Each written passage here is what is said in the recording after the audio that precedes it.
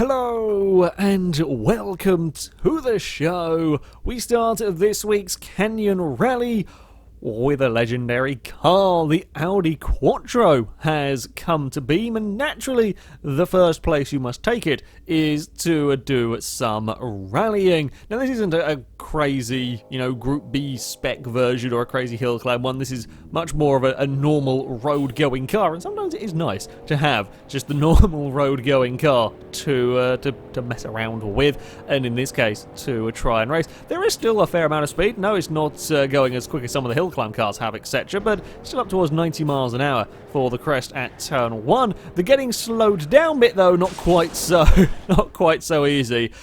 Struggling a bit with the brakes, locking up the rears, trying to slow it down, and ending up in that crash barrier is an easy thing to do. We lost a rear wheel. Amazingly, the car was actually still relatively drivable for having lost a wheel. It pulled quite badly to the left, but considering the level of damage, it was remarkably drivable. Now, I may have ever so slightly gone into the fence on the second run. This time, not quite as bad. Still had all the wheels in one piece, although a big oversteer moment and a bit of an overcorrection. And, well, it's quite a tame roll in many ways as the rear bumper continues to flail around. At the back, yeah, the cliff around there can cause no end of problems for cars. We're coming into the tunnel hairpin again. Big lock-up under braking. Just couldn't get the car slowed down. And in clonking the wall, I managed to snap the steering. Hadn't quite realised that as I got on the power out the other side. And, well, yeah, we go tumbling and rolling down the cliff. And it's an unfortunate sight for the poor Quattro. It's, yeah, a little bit squished. The rear bumper may have taken a little bit of a knock, mainly from the landing of the bridge jump. It would get slightly bent up, and there was plenty of grip to really throw the car through these high-speed S's, although that does mean you can often get a little bit carried away, and I tried my luck. I tried taking more speed than I should have been through there, and clipped the inside bank, and that has launched many a car as the wheel comes flying past. Yeah, you get a bit of understeer at the wrong moment there and clip that bank. The speed you're going to end up launching a car into the scenery.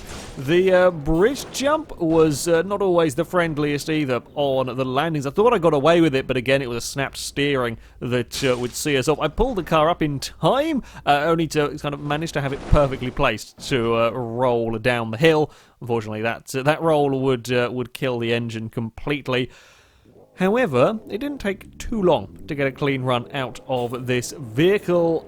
As I said, it has actually got quite a lot of grip. There is plenty of corner speed in the car. Again, we don't have the crazy level of downforce or the absurdly powerful brakes and so on. And perhaps the brakes are the biggest thing, really, that hold this car back. You've got to be very, very early on the brakes to make sure you get it slowed down. If you do happen to lose the back end, provided you aren't immediately crashed into a wall, it is actually very controllable. It's not a snappy car. You can get away with a little bit of oversteer here and there, which is nice to have in a vehicle, and the suspension is pretty good on the most part, although you couldn't carry so much speed. I mean, while it has got a little bit more, off-road orientating, rally-orientated suspension, it's not got the suspension travel to survive a flat-out run across that bridge jump. You will also notice the fuel tank ruptures pretty much every time on the landing of that jump. I don't know why they put the Ford Pinto's fuel tank into this one. However, yeah, it's something that happens, but it doesn't actually affect the car's run in any way, shape, or form. We don't run out of fuel before we get to the bottom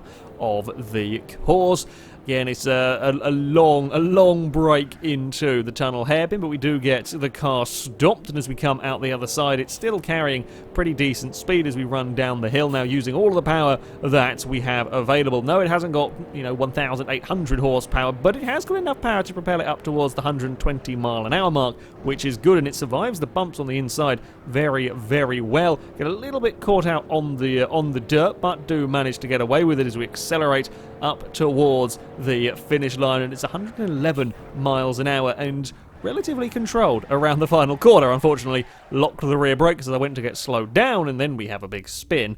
But yeah, really nice driving car actually. There was enough grip through the corners to be able to comfortably push the car, I think is the best way of putting it.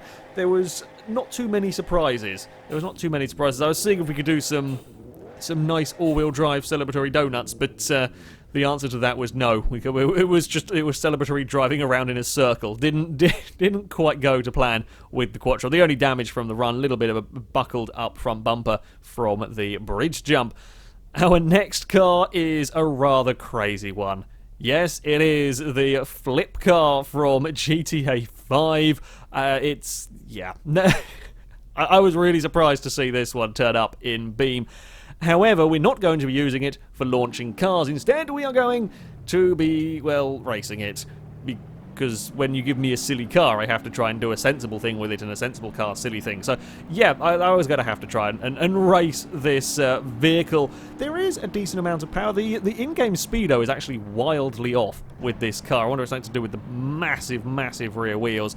So ignore that speedo and focus on the airspeed one at the bottom. I mean, the wheel speed is always off a little bit dodgy, but yeah, with this it seemed extra wonky.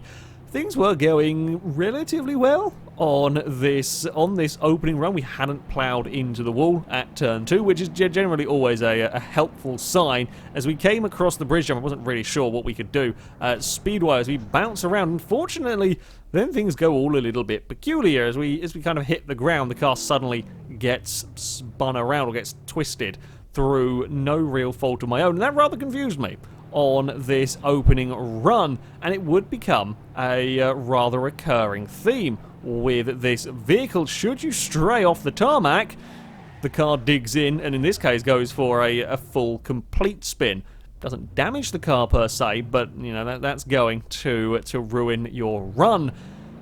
And I think what it is, while I struggle to get the car turned through this downhill section, is because the front of the vehicle is so incredibly low to try and launch vehicles, what it's doing is getting caught on the dirt. It's getting caught on the dirt edge, and it's just anchoring the car in place. Again, very, very similar story. I think I run through a slight bush, and that's enough just to pull the car to the left-hand side, and that's not helpful when you've got a big cliff down there.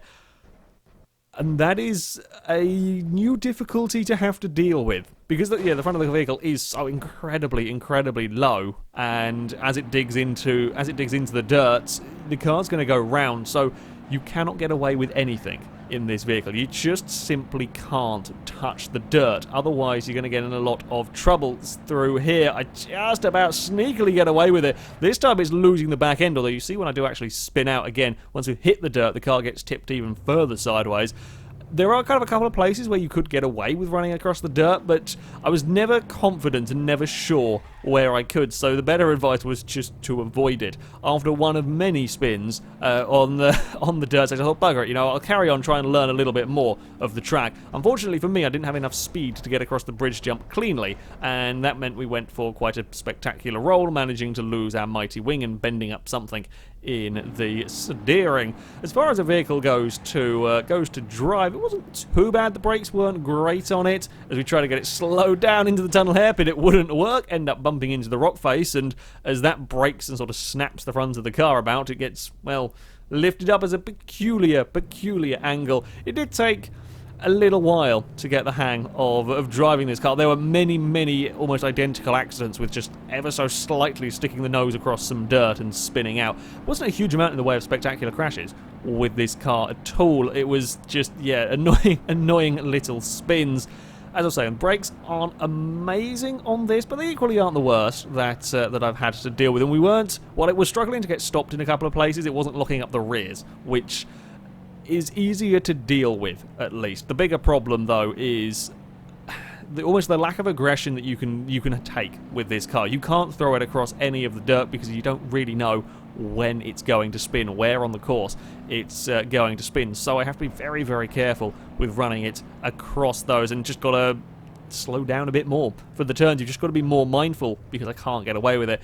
Equally, down here, we really struggled to get the front end turned. I'm not quite sure why. I don't know if it's camber on the road or small bumps or something was really not happy about getting the car turned around the pond hairpin, and equally had to be very mindful, again, of the dirt around that section. Across the tiniest of dirt sections here, didn't have any massive issues across that, surprisingly, considering all of the issues we had when we stuck the nose off the tarmac. That section, we were absolutely fine. Again, struggling with the hairpins to get the car turned. Perhaps it's not even having the steering lock. Maybe that could also explain some of the problems as we now run the vehicle up. It's got okay acceleration, although we do lack top speed. Not really built as a race vehicle. This thing, let's face it, I mean 80-90 miles an hour is not bad down there, but certainly not as fast as the likes of the Quattro. As we now come through the S's, get ever so close to the dirt, but yeah, got to be very, very mindful around there as we head up towards the final corner. It's 91 miles an hour across the line for the flip car. A really rather crazy contraption, this one, but it's fantastic that it has found its way into Beam.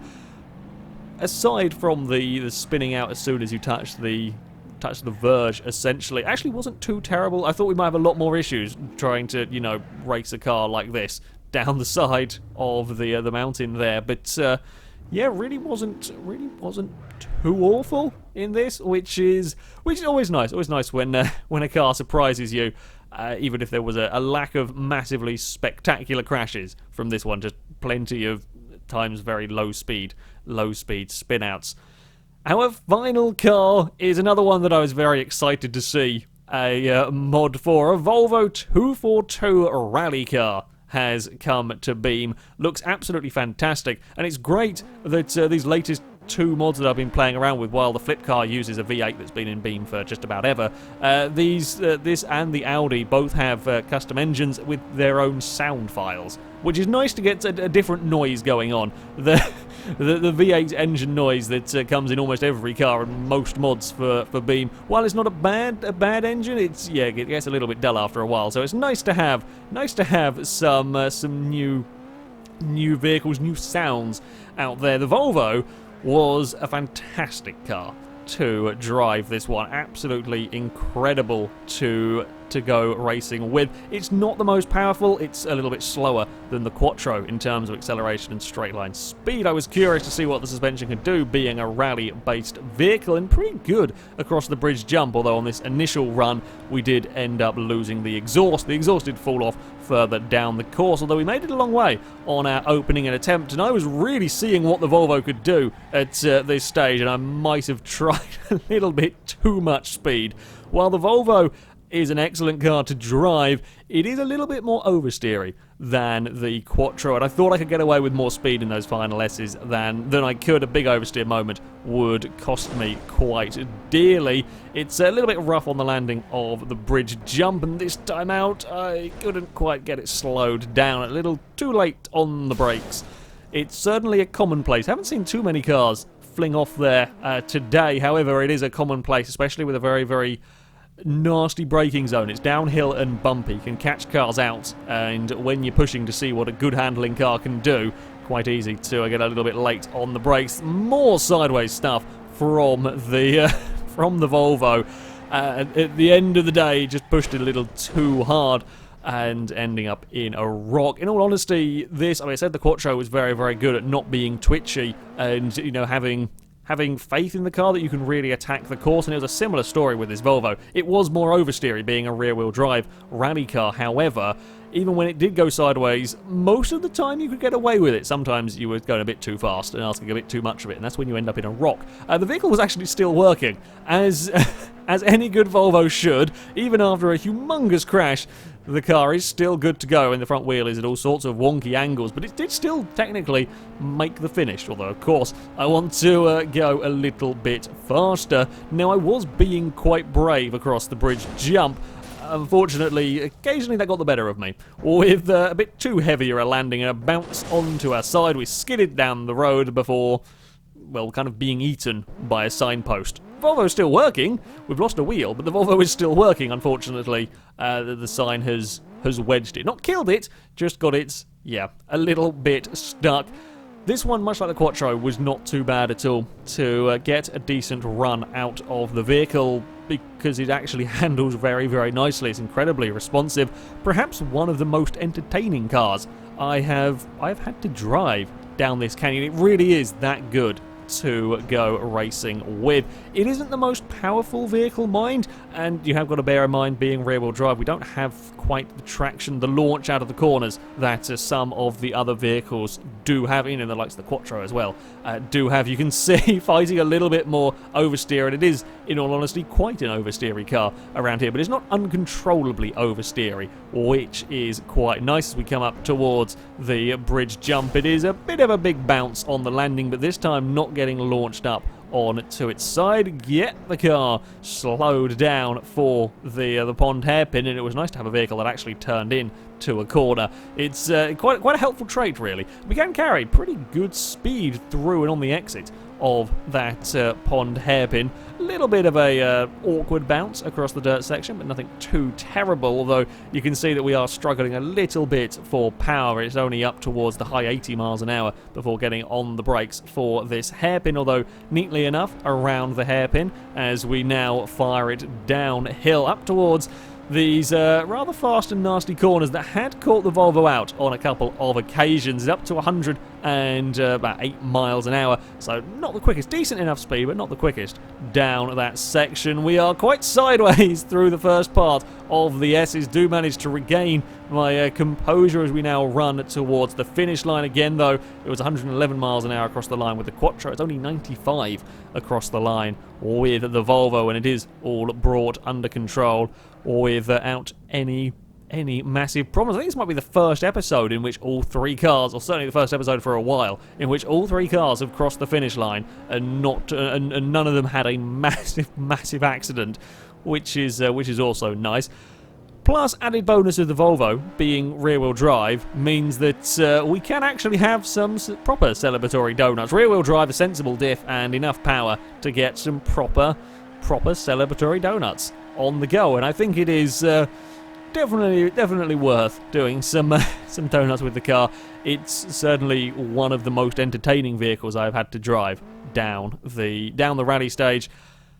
Yeah, it's fantastic fun, even if it did end up smashing it up a couple of times. But there we go.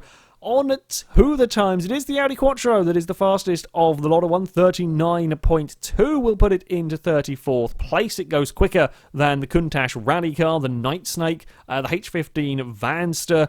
That's a solid time. A solid time indeed from the Quattro. It's not quite as fast as the trophy truck or the ETK 800 series, but it's right in the mix in a very crowded area of the table. And without the crazy horsepower of some of the other vehicles, yeah, that's a solid time. It was able to maintain its quarter speed very well. The Volvo 242 will go into 51st place, 144.2. I did think it might be a little closer to the Quattro. I think in the end, just a slight lack of power and a lack of traction out of the corners keeps its time down a little bit further, although that is an identical time to the Rally Covert, only 0.2 of a second down on the Marauder. So it's still a pretty damn fast time from the Volvo, and I would massively recommend it as a car to go and have a lot of fun with, because it is absolutely excellent car to drive.